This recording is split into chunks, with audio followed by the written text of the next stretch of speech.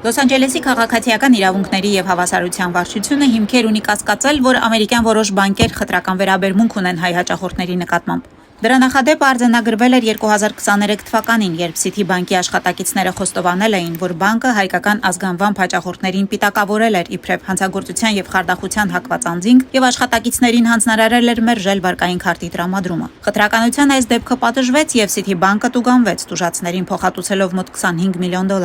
Լոս Անջելեսի քաղաքացիական իրավունքների դեպարտամենտում համոզված են, որ խտրական վերաբերմունքը շարունակվում է նաև այսօր, ընդ որում ոչ մեկ բանկում։ We have received numerous complaints that Մենք ստանում ենք բազմաթիվ բողոքներ հայ համայնքի ներկայացուցիչներից, ում ազգանունը Յանով է վերջանում, այն մասին, որ վատ վերաբերմունք են ստանում բանկերից, վարկի մերժում, բանկային հաշվի փակում, առանց բացատրության։ Մենք ուսումնասիրել ենք նմանատիպ վարկային պատմություն ունեցող տարբեր անձանց տվյալներն ու համեմատել, նա, ում ազգանունը Յանով է վերջանում, մերժվել է կամ նրա հաշվի վրա կալանք է դրվել։ Մենք հստակ մեսիջ ենք ուղղում բանկերին, որ նման վերաբերմունք Լոս Անջելեսում չենք հանդուրժելու։ Կապրի Մեդոքսն ասում է, եթե բանկերը կասկածում են, որ որևէ հաճախորդ խարդախություն կարող է անել, ապա բանկային համակարգում արդյունավետ ձևեր կան դա պարզելու։ Նրա խոսքով անթույլատրելի է այդ կասկածները դարձնել ամբողջ համայնքի եւ հայկական ինքնության դեմ խտրական վերաբերմունքի պատճառ։ we know that Մենք գիտենք, որ Ամերիկայում երբեմն մաշկիդ գույնն է խոսում քեզնից առաջ, երբեմն ազգանունդ է խոսում, եւ մենք ցանկանում ենք վստահ լինել, որ մարդիկ իրար դիտարկեն որպես անհատականություն,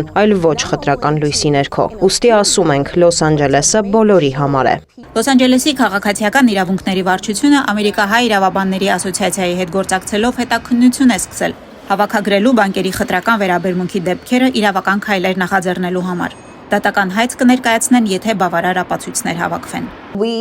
now have Առայժմ հետաքննություն է ընթանում։ Մենք բազմաթիվ բողոքներ ենք ստանում վերջին օրերին։ Տասնյակ մարդիկ ասում են, որ դա իրենց հետ տեղի է ունեցել։ Եվ մենք վստահ ենք, որ բանկային ոլորտում ինչ-որ բան է կատարվում։ Մարդիկ կարող են դիմել մեզ։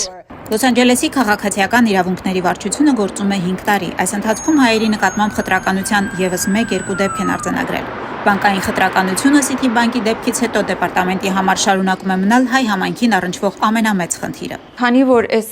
հարցը առաջ եկավ, ինչ սկսեցինք այս հարցի շուրջ խոսել, 30-ից ավելի մարդիկ կապնվել են մեր հետ, որ ասեն, որ այս իրենց հետ էլ նույնպիսի մի բան եղել է։ Դե բոլորը չենք կարող ասել խտրության պատճառով էր, պետքա բոլորը մեկ ստուգվի։ Լոս Անջելեսի քաղաքացիական իրավունքների վարչությունն ու ամերիկահայ իրավաբանները համայնքին հորդորում են դիմել իրենց բանկերի կողմից հաշիվը առանց բացատրության փակելու կամ վարկային քարտի հայտը առանց պատճառի մերժելու պարագայում։ Մենք կընդունենք նրանց փաստաթուղթերը, կընդունենք նրանց պատմած մանրամասնությունը ու դրանից հետո այդ բոլորը կհանձնենք եւ ավելի շատ ոնց որ միջնորդի դեր կունենանք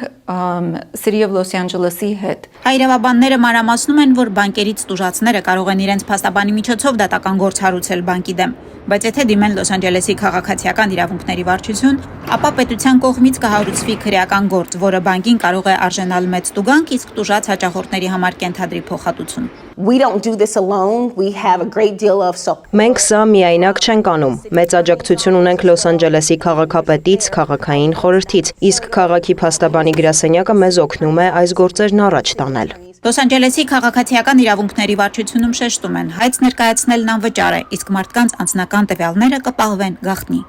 Լիլիթ Սեթրակյան, լուրեր, Միացյալ Նահանգներ։